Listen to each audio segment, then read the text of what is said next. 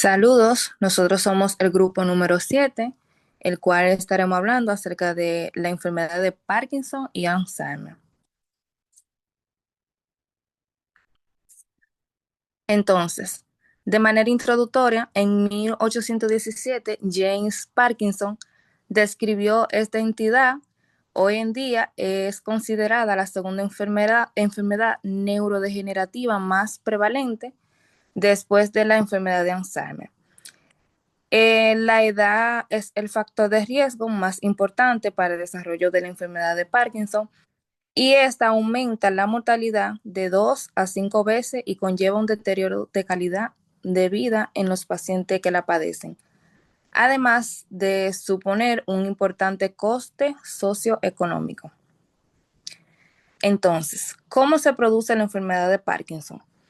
Esta se produce como consecuencia de la pérdida de neuronas dopaminérgicas de la parte compacta de la sustancia negra, lo que conlleva a un déficit de dopamina y la consiguiente aparición de los signos cardinales de la enfermedad, es decir, el temblor de reposo, la bradicinesia, la rigidez e inestabilidad postural. Siguiente. En cuanto a su epidemiología, la prevalencia de la enfermedad de Parkinson en países industrializados se estima del 0,3% de la población en general y del 3% al 10% de los mayores de 65 a 80 años, respectivamente. La incidencia anual se estima alrededor de 13 casos por cada 100.000 habitantes. La edad de inicio de los síntomas suele aparecer entre los 40 y los 70 años y estas pueden afectar a personas de todos los orígenes étnicos, tanto varones, en los varones esta enfermedad es ligeramente más propensa. Siguiente. En cuanto a su etiología, la enfermedad de Parkinson se considera el producto de la conjunción de múltiples factores que actúan a la vez, como el envejecimiento, la vulnerabilidad genética y las exposiciones ambientales. Entonces, ¿cuál es el papel del envejecimiento? Anatomopatológicamente, el envejecimiento se asocia a una disminución de las neuronas pigmentadas, a un aumento de la detección de los cuerpos de Lewis, hasta en un 16% de las necropsias de ancianos sanos, una disminución de la captación de la F-dopa se han evidenciado en algunos estudios de tomografía por emisión de protones y una reducción de los transportadores del estriado objetivada en los estudios de la SPEC. Siguiente. Papel de la predisposición genética. En la enfermedad de Parkinson, la mayoría de los enfermos no tienen antecedentes familiares, pero un 15% de los pacientes con la enfermedad de Parkinson tiene un familiar de primer grado afectado. Se han identificado 9 loci genéticos asociados a un parkinsonismo autonómico dominante o recesivo. En ciertos casos familiares se han encontrado mutaciones en algunos de los genes que codifican la alfa-sinucleína, es el principal componente de los cuerpos de Lewis, la parquina o la ubiquina terminal de C-hidroxilasa terminal de L1. Sin embargo, la vulnerabilidad genética desempeña aquí un papel más importante en la enfermedad de inicio juvenil que la de inicio tardío. Entonces, ¿cuál es el papel de los factores ambientales en la enfermedad de Parkinson? Cabe destacar el contacto de pesticidas y herbicidas en el entorno rural, el consumo de agua de pozo y tóxico. No obstante, determinadas exposiciones ambientales pueden reducir el riesgo de dicha enfermedad. Véase el hábito como el tabaquismo, el consumo de cafeína procedente del café y de otras fuentes. Pero no existe una explicación clara para esta relación inversa. Importante mencionar el marcador histopatológico de la enfermedad de Parkinson. El más característico es o son los llamados cuerpos de Lewis, que son inclusiones intracitoplasmáticas neurales de causa desconocida, pero de vital importancia para poder diagnosticar esta enfermedad. Aunque no son patognomicas, ya que también aparecen en otra patología, como por ejemplo en la enfermedad de Alzheimer, necropsia, de sujetos ancianos sanos y demencia por cuerpos de Lewy. Es decir, que el marcador histopatológico de la enfermedad de Parkinson son los cuerpos de Lewis. Muchas gracias. Buenas, mi nombre es Albelisa Almonte y le estaré continuando sobre las manifestaciones clínicas de la enfermedad de Parkinson. Esta puede tener manifestaciones como el temblor, rigidez, la brudicinesia, que no es más que un síntoma cardinal de la enfermedad de Parkinson, o sea, es la lentitud de los movimientos. Y también se encuentra la inestabilidad postural. Siguiente. Bien, la enfermedad de Parkinson tiene de predominio inicialmente y siempre asimétrico y suele ser insidioso. Siguiente. Bien, dentro de los signos y síntomas que excluyen el diagnóstico de Parkinson, vamos a tener los siguientes: como un curso remitente, crisis aculógenas, tratamiento de neuropépticos al año previo de iniciar, oftalmología supranuclear, signos cerebelosos, signos piramidales secundarios a un ictus previo, neuropatía autonómica precoz y demencia desde el inicio. Siguiente. Bien, otros síntomas que puede tener es el comienzo brusco de los síntomas, agresión fluctuante, inestabilidad postural precoz, disfagia y disartría moderada y alteración de la marcha con signos bradicinéticos leves en extremidades. Como le había mencionado anteriormente, que el paciente puede tener brudicinesia, o sea, aquí es que los movimientos van a ser muy lentos y van a comenzar en las extremidades. Siguiente. Bien, dentro de la clasificación de Morph y Short tenemos la afectación leve a moderada, inestabilidad postural, o sea, el paciente no va a estar, si está parado, no va a estar estable, sino que va a tener movimiento, pero será físicamente independiente, o sea que hasta ese momento no necesitará ayuda. Va a tener afectación bilateral, pero sin alteración del equilibrio, incapacidad grave, aún capaz de permanecer en pies sin ayuda. Siguiente. Existe un diagnóstico para poder diferenciar la enfermedad de Parkinson y entre esos se encuentra un envejecimiento normal, o sea que el paciente envejezca de forma natural, temblor esencial, parkinsonismo inducido por fármacos, enfermedad de Still-Richardson, Alzheimer o parálisis supranuclear progresiva, que más adelante estaremos hablando de qué es, degeneración corticotosal, atrofia de múltiples síntomas, demencia con cuerpos de Lewis y parkinsonismo muscular e hidrocefalia a presión normal. Siguiente. Bien, en la enfermedad de Still-Richardson, Alzheimer o parálisis supranuclear progresiva, esta es una enfermedad donde predomina la alteración oculomotora, las dificultades del hablar y de la deglución. Hay también pérdida de equilibrio con caídas y hay demencia frontal. Y es una de las enfermedades más frecuentes en el parkinsonismo. Siguiente.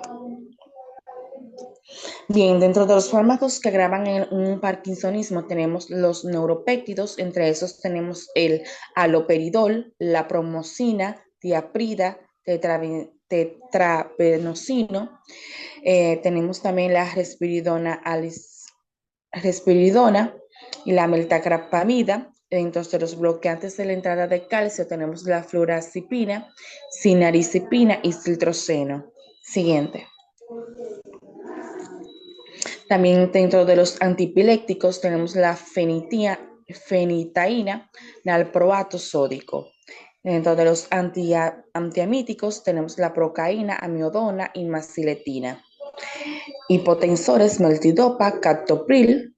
También dentro de los antieméticos tenemos metoclor y propamida.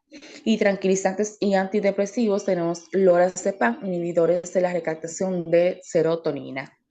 Hasta aquí mi parte, muchas gracias.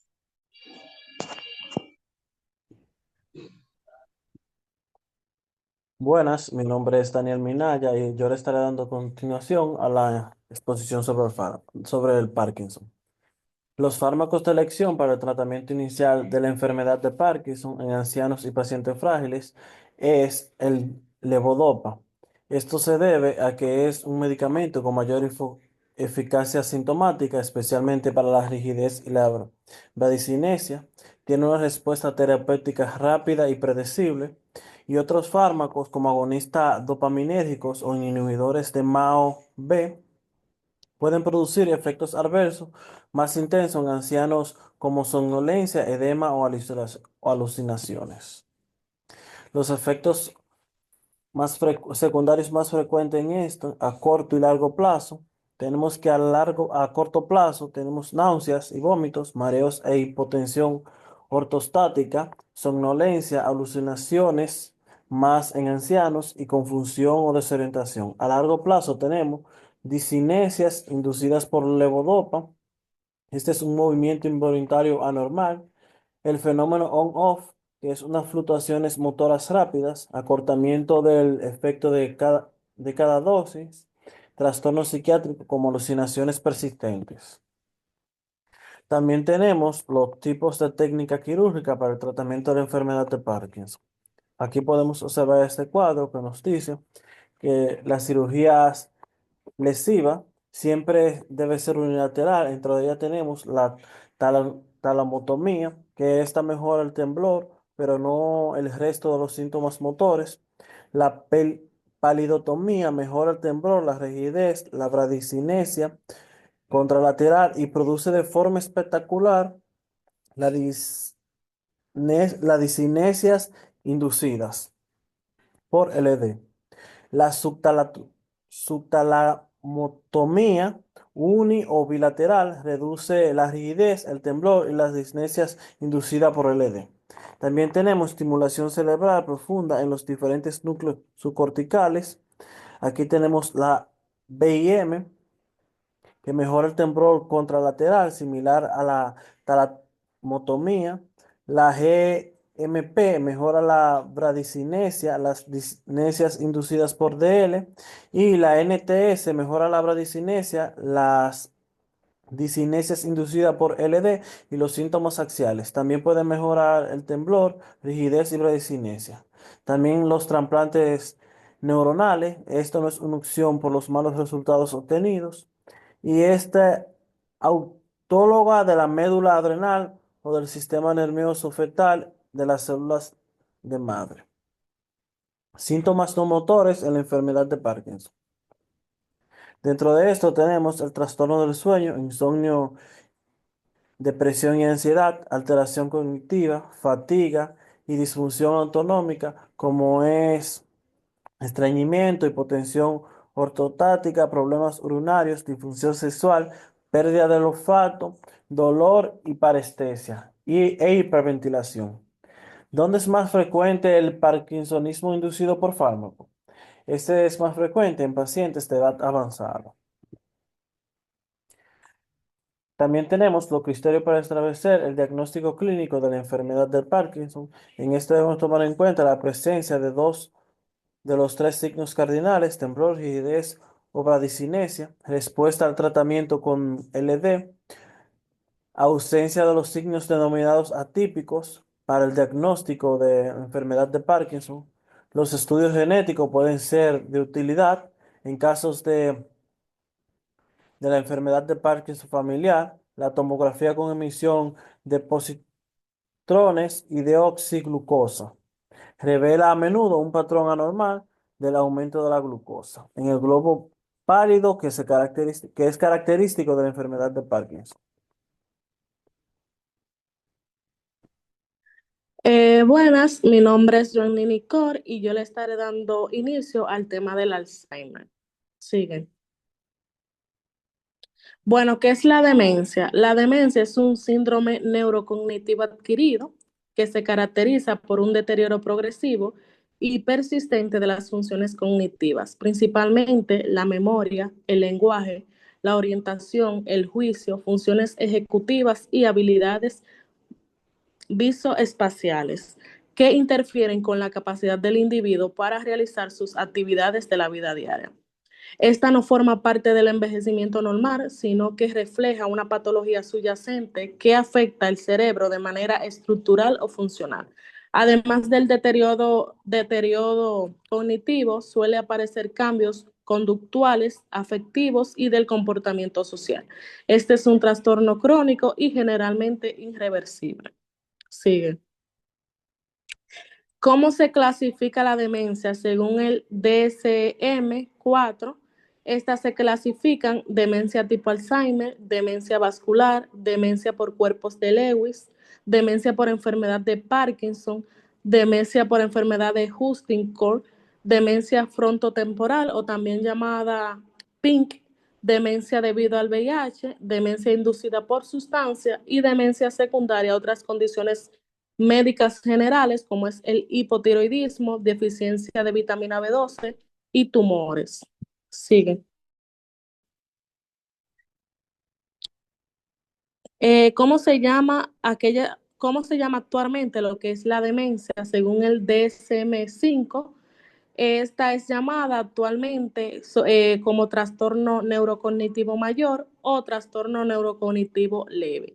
Esta modificación se realizó para inducir lo que es la mejor distancias etiológicas y para evitar la connotación negativa del término demencia.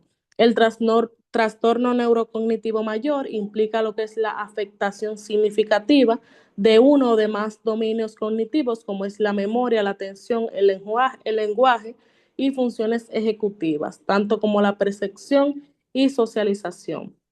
Sigue. ¿Qué es el Alzheimer? Bueno, el Alzheimer es la causa más frecuente de demencia. Esta se caracteriza por un proceso neurodegenerativo progresivo que afecta principalmente la memoria y otras funciones cognitivas.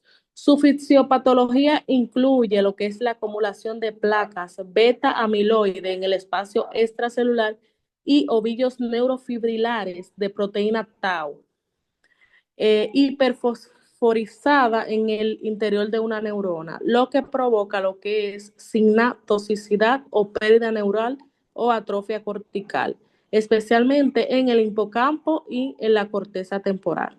Esta se manifiesta inicialmente con la pérdida de la memoria episódica, seguida de deterioro del lenguaje, de la orientación, del comportamiento y en fases avanzadas tiende a presentarse como pérdida funcional casi total. Sí. ¿Cuáles son los criterios de demencia según DSM-4? Los criterios de demencia son criterios diagnósticos. El primero es deterioro de la memoria, tanto para el aprendizaje nuevo como para el recuerdo de información previamente aprendida. También está la alteración de al menos una función cognitiva adicional, como es el lenguaje, conocido como afasia, la función motora aprendida, conocido como aprasia, reconocimiento, conocido como agnosia, y funciones ejecutivas como planificación, organización y secuenciación. También está lo que es el deterioro cognitivo, que debe interferir significativamente con el funcionamiento social o laboral, representando lo que es un decline respecto a un nivel previo. Otro criterio es que no se debe aparecer exclusivamente durante un delirium. Y el último criterio es que debe existir evidencia de una causa médica, neurológica o sistémica, o bien considerarse como primaria, como en el caso del Alzheimer, o vascular. Sigue. Y por último, ¿cuáles son las demencias corticales y subcorticales? Las demencias corticales, estas son las que comprometen principalmente lo que es la corteza cerebral y se caracteriza por una afectación marcada del lenguaje, de la memoria, del cálculo y de funciones superiores. Dentro de las demencias corticales encontramos lo que es la enfermedad del Alzheimer, la demencia frontotemporal o también llamada PINC, demencia por cuerpos de Lewin, también tiene elementos subcorticales, pero pertenece más a la demencia corticales. Y por último tenemos la demencia asociada a lesiones corticales estructurales. Y ya la demencia subcorticales, esta involucra en estructuras profundas del cerebro, como son los ganglios basales, el tálamo y el tronco encefálico. Y estas se presentan con enlentecimiento cognitivo, apatía, trastornos afectivos y alteraciones motoras. Dentro de esta encontramos lo que es la enfermedad de Parkinson por demencia, de enfermedad de Huntington, de enfermedad vascular subcortical, o también conocido como la enfermedad de Binswanger. También está lo que es la demencia asociada al VIH. Y por último, la demencia por esclerosis múltiple avanzada. Hasta aquí mi parte. Saludos, yo soy María José, matrícula 120-0345 y le estaré hablando sobre demencia secundaria o pseudodemencia. Estos son procesos que pueden causar deterioro cognitivo en el anciano. Hay que destacar las enfermedades del sistema nervioso central, como lo son tumores, infecciones, hematomas subdurales o hidrocefalia. Las alteraciones sistémicas o metabólicas, como enfermedades tiroidea o déficit de vitamina B12, y la polifarmacia. Se estima que una alteración metabólica o medicamentosa es responsable o coadyuvante en el 5% de los pacientes de edad avanzada con demencia. A la siguiente, por favor. Genes que contribuyen a la vulnerabilidad en el desarrollo de la enfermedad de Alzheimer. Esta se relaciona con genotipos que confieren vulnerabilidad y se ha descrito 4 genes susceptibles, lo que es la apolipoproteína, E-alelo, que viene siendo como el cromosoma 19 o croma 19, que se asocia con un mayor depósito de proteína beta amiloidea, y el gen del receptor de lipoproteína de baja densidad, como cromo 12, el alelo A2 del antígeno y la hidrolasa de bleomicina, como cromo 17. Además, la forma precoz de EA, que es rara y se asocia a mutaciones en la proteína precursora amiloidea APP, y la presenlinina 1 y 2. Siguiente, por favor. Ahora les estaré hablando sobre los criterios NIM y AMDRA para el diagnóstico de la enfermedad de Alzheimer. Los criterios NIM y AMDRA para el diagnóstico clínico de la enfermedad de Alzheimer probablemente requieren lo que son los siguientes: lo que es demencia, empeoramiento progresivo de la memoria y de otras funciones cognitivas, el comienzo entre 40 a los 90 años, con mayor frecuencia entre los 65 años de edad, y lo que es una ausencia de alteraciones sistémicas u otras enfermedades cerebrales que pudieran producir el deterioro progresivo, observando de la memoria y de las otras funciones cognitivas. Ahí le puse un cuadro de ejemplo donde menciona todo lo que yo mencioné anteriormente. Siguiente, por favor. ¿Qué es la enfermedad de Pick? La enfermedad de Pick es el término clásico para referirse a las demencias frontotemporales, las cuales se caracterizan por lo que es un declive insidioso y lento de las funciones superiores. Clínicamente predominan las alteraciones conductuales, sociales y del lenguaje, siendo estos síntomas desproporcionados en relación al deterioro de la memoria. Siguiente. Características de la demencia por cuerpos de Lewy.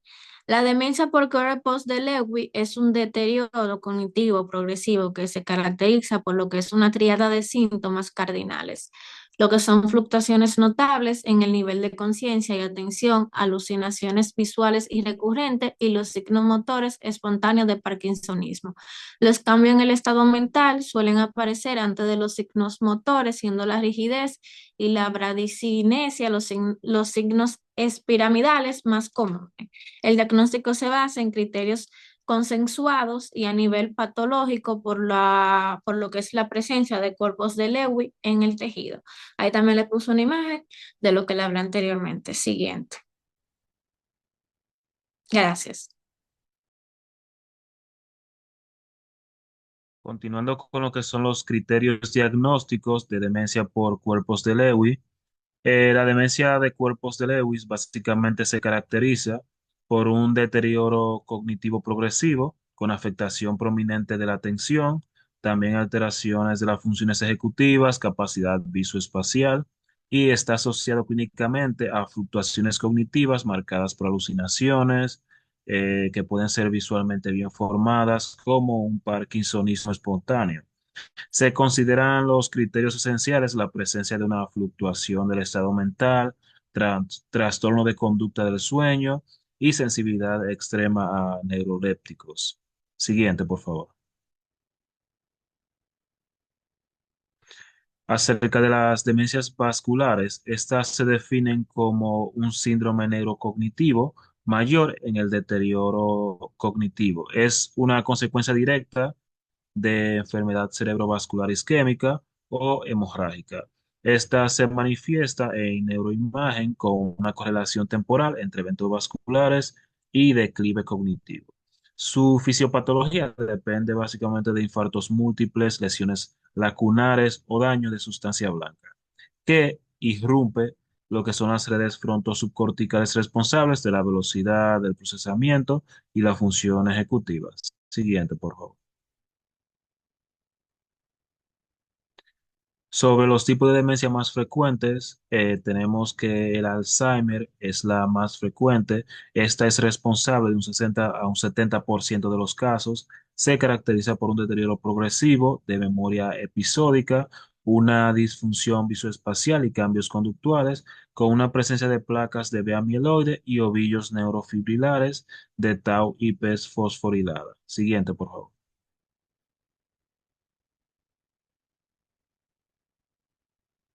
Acerca del diagnóstico de la demencia, se fundamenta en lo que es una evaluación geriátrica integral, incluye lo que es una historia clínica, un examen del estado mental y una valoración funcional.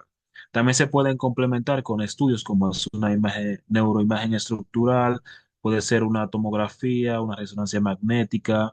Se utilizan para descartar los que son lesiones y estudios de laboratorio para identificar causas reversibles, como puede ser un déficit de vitamina B12, hipotiroidismo, sífilis o VIH. El DSM-5, como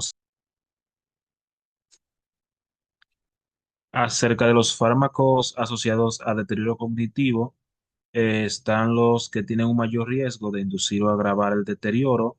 Esto es en pacientes geriátricos. Incluimos lo que son las benzodiazepinas, fármacos con carga anticolinérgica, como pueden ser los antihistamínicos de primera generación, antiespasmódicos, antidepresivos, tricíclicos. También los neurolépticos, sedantes, opioides y corticoides en uso prolongado. Estos medicamentos pueden desencadenar lo que es delirio, el entecimiento cognitivo y mayor riesgo de caídas. Siguiente. Sobre las escalas de evaluación cognitiva, la más empleada o las más empleadas en geriatría para valorar está el Mini Mental State Examination, el Montreal, también podemos usar el Short Portable Mental Status y para una evaluación funcional se utiliza el índice de Bartle para lo que es una evaluación de la afectación conductual y también el Neuropsychiatric Inventory, que es sus siglas son NPI, perdón, y el cribado de depresión geriátrica. Siguiente.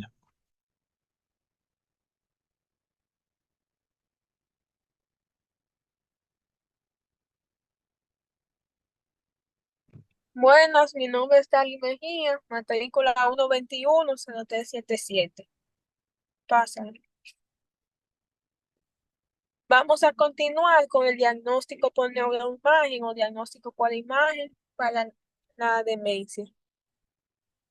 Para comenzar, es importante entender que las pruebas de neuroimagen estructural se utilizan como un apoyo diagnóstico, aunque no existe un consenso absoluto, pero sí se recomiendan de forma rutinaria principalmente para descartar lesiones estructurales tratables como son los tumores, hematomas, la hidrocefalia, presión normal o lesiones vasculares. También se pueden utilizar para diferenciar distintos tipos de demencia según los patrones de atrofia observadas. Entonces, las neuroimágenes más utilizadas son la tomografía computarizada, que va a ser útil y accesible, también más rápida para descartar las lesiones, y la resonancia magnética, que es la forma más preferida para descartar las atrofias específicas, como en el hipocampo del Alzheimer. Puede continuar.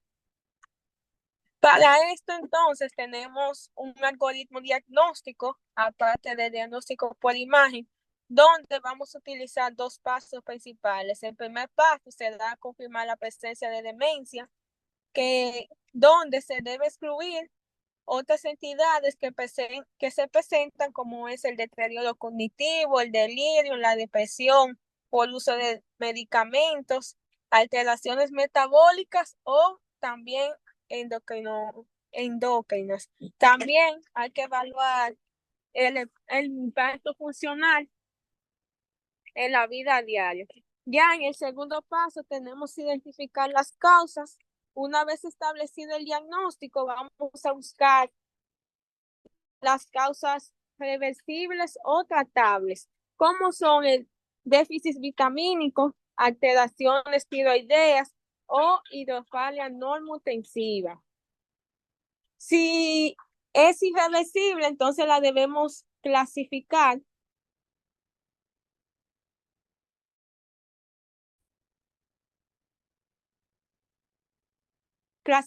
en Alzheimer, demencia de cuerpos de Lewy, demencia vascular, demencia o demencia frontotemporal. Finalmente, solo queda organizar un plan de cuidado según el tipo específico. El algoritmo, el objetivo de este va a ser darle un nombre al tipo de demencia y identificar el tipo específico. Ya podemos continuar con el tratamiento medicamentoso de la demencia con síntomas psicóticos. Los síntomas psicóticos, como alucinaciones, delirios o una conducta agresiva, pueden aparecer en fases de la enfermedad.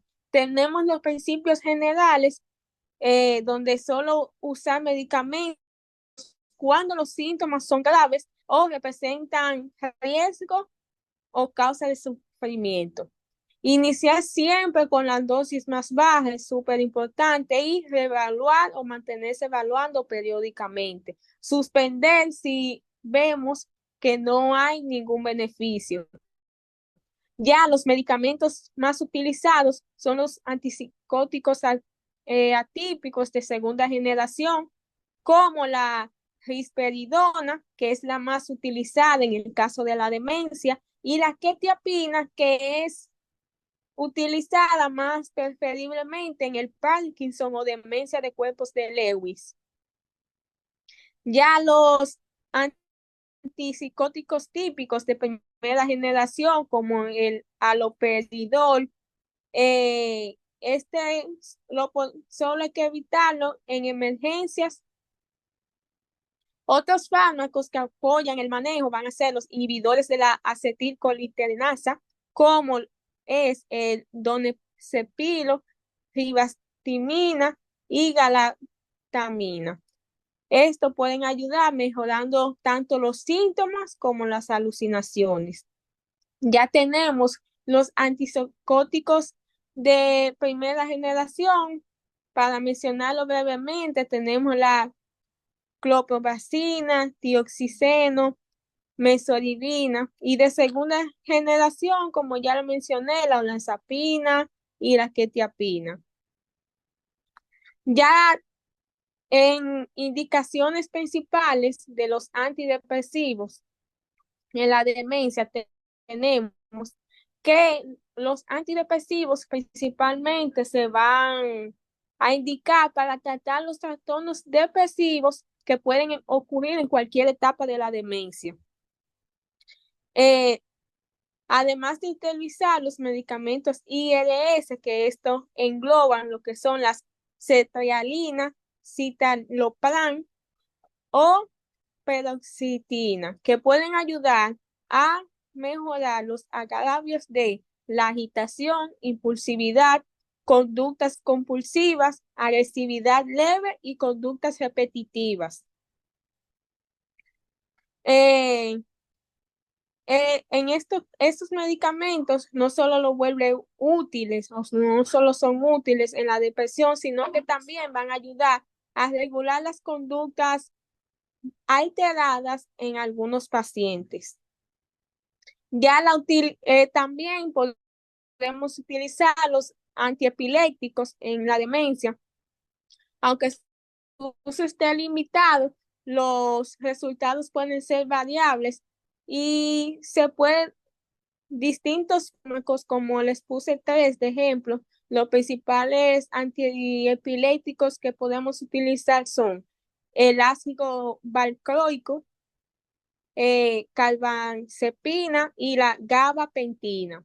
Esto lo vamos a utilizar para tratar la agitación y alteraciones conductuales, específicamente cuando el paciente no tolera los antipsicóticos, cuando hay riesgo de efectos secundarios graves en la medicación. También se usan para buscar un manejo alternativo o complementario.